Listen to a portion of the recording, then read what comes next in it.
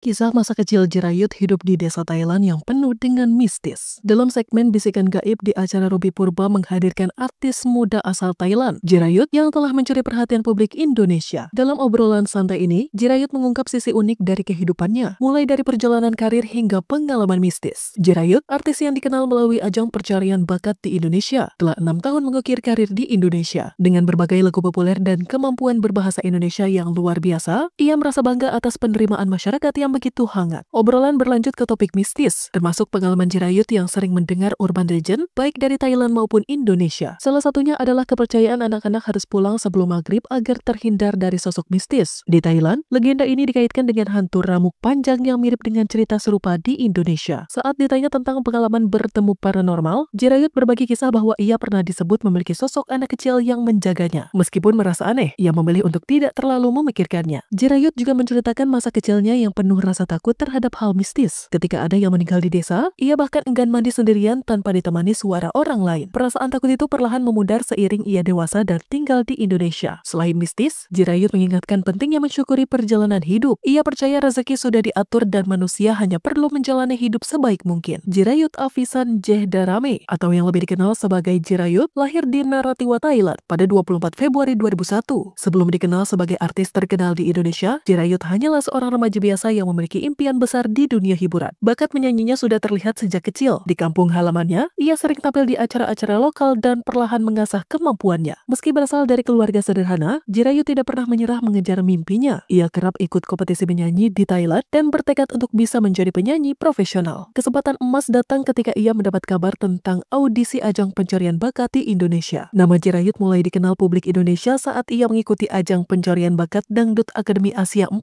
atau DA Asia 4 pada tahun 2018.